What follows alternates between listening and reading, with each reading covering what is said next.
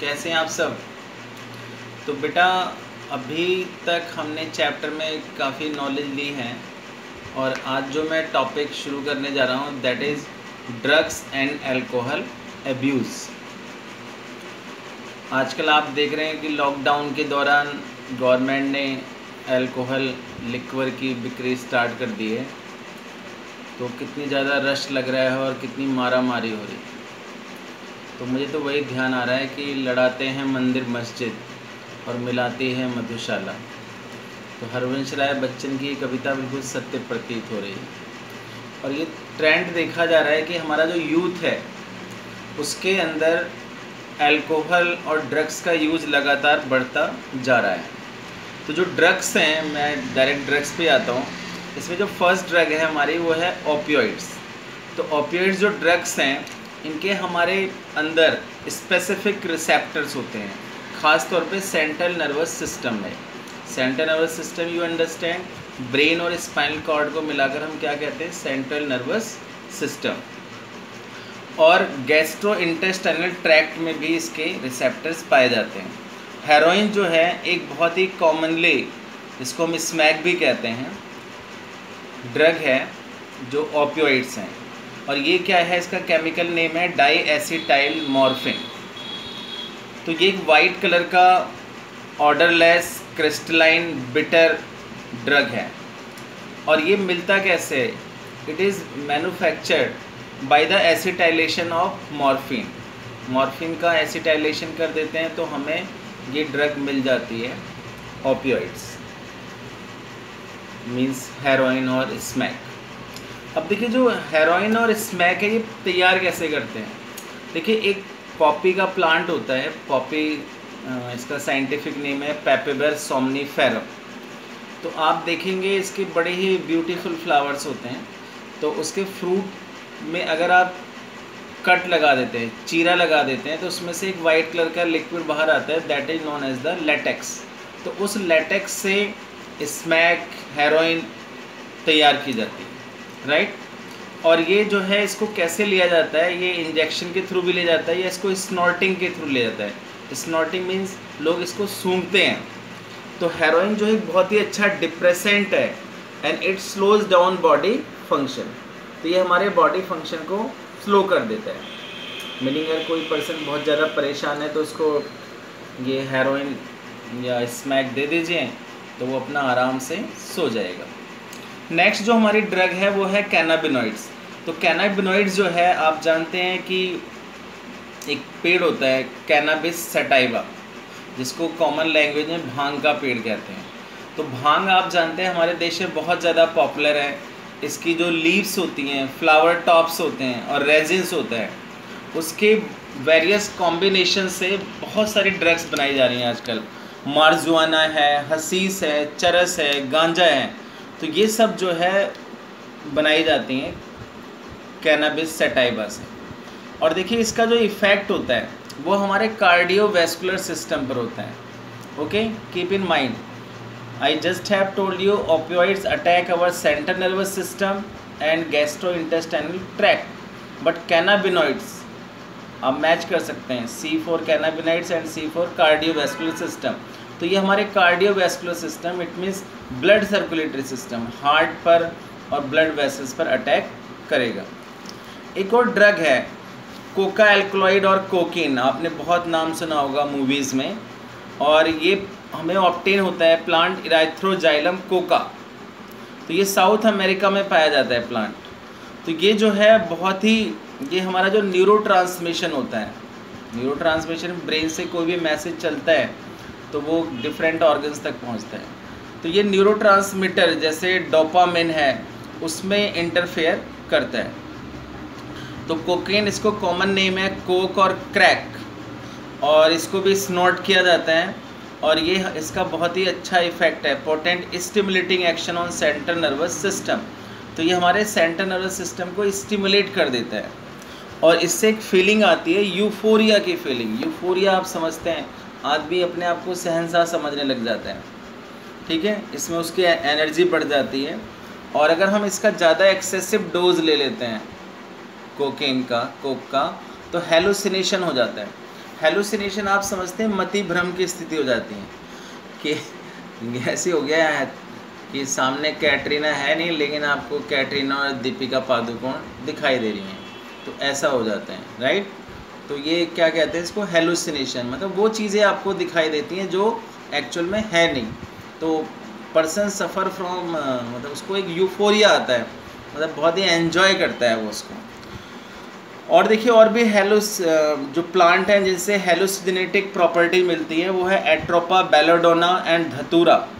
धतूरा आपने सुना ही होगा कि धतूरा जो इसका फ्रूट आपने देखा होगा, बॉल की तरह इसका फ्रूट होता है, कांटे कांटे से होते हैं और शिव जी पे चढ़ाते हैं। आपको ना पता हो तो अपनी मदर से पूछ लेना, और शिवरात्रि पर आपको मिल जाएगा धतूरा, ठीक है, जंगलों में काफ़ी पाया जाता है। तो ये जो कैनाबिनॉइड्स हैं ना, आजकल क्या हो रहा है कि जो कैनाबिनॉइड्स हैं इनको मिसयूज़ किया जा रहा है, इवन स्पोर्ट्स पर्सन भी मिसयूज़ कर रहे हैं।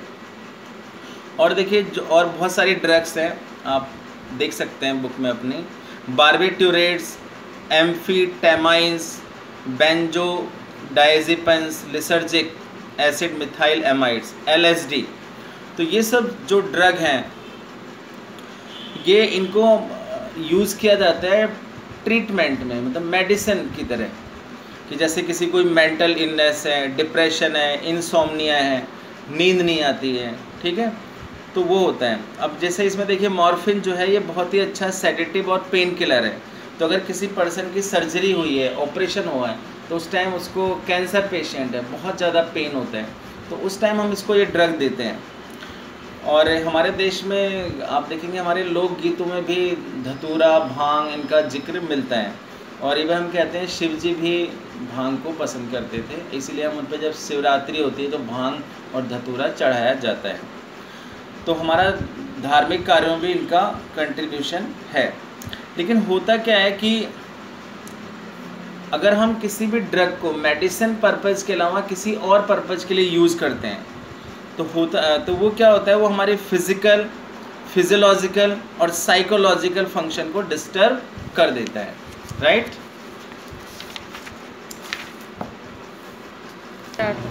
अब देखिए जो ड्रग एडिक्शन है इसकी जो स्टार्टिंग होती है वो स्मोकिंग से होती है।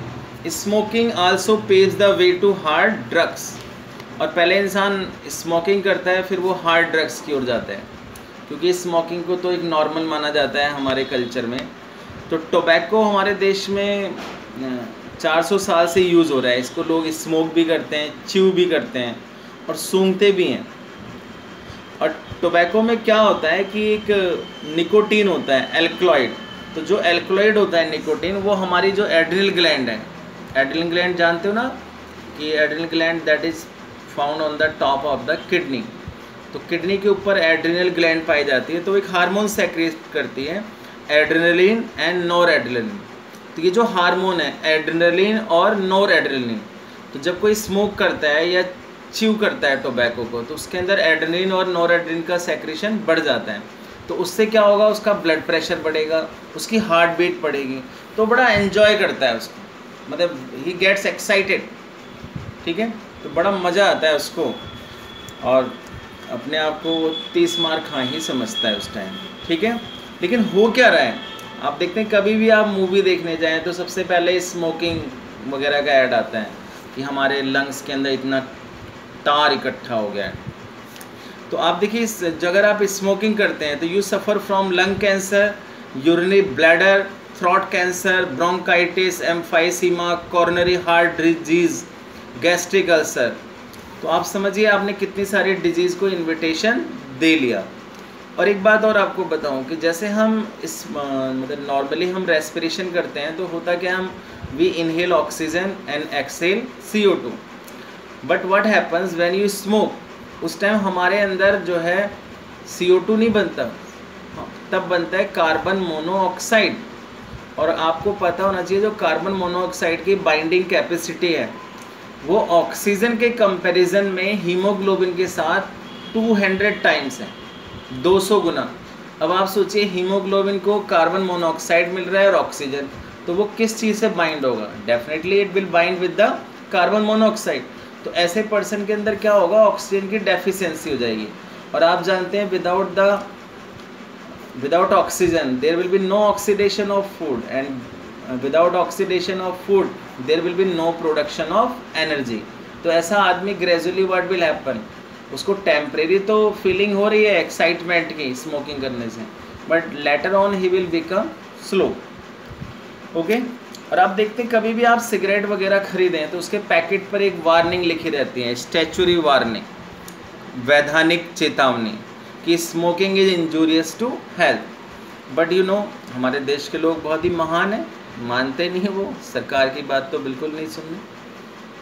दूसरा, आजकल आप देखते हैं लोग खैनी वगैरह खाते हैं, या बहुत सारे वो आते हैं टोबैको चबाने वाले, राज दरबार और बहुत सारे आ रहे हैं ब्रांड आजकल, ठीक है। तो उसमें क्या होता है कि उसमें भी लिखा रहता है कि उससे थ्रोट का कैंसर हो सकता है, लंग कैंसर हो सकता है, लेकिन लोग मानते ही नहीं हैं। एंड पीपल, आप देखते हैं इंडिया के अंदर जो ये मतलब जो गुटखा खाने की टेंडेंसी है that is increasing day by day, and lot of youth they are suffering from various kind of cancers. तो अब इसमें क्या करना चाहिए, हमें उन लोगों को काउंसिल करना चाहिए और हेल्प करनी चाहिए कि वो कैसे इन हैबिट से मुक्ति पा सकते हैं। अब हमारा टॉपिक है adolescence and drug alcohol abuse. ठीक है, फिर से ध्यान दीजिएगा, adolescence and drug alcohol abuse. अब क्वेश्चन ये अराइज होता है व्हाट इज़ एडोलेसेंस। तो एडोलेसेंस को बेटा हिंदी में कहते हैं किशोरा अवस्था। किशोरावस्था जिस अवस्था में आप है वो एडोलेसेंस अवस्था ही है, ठीक है। तो ये पूरा जो चैप्टर है ना, समझ लीजिए मैं आपके बारे में ही बात कर रहा हूँ। Okay, so be careful.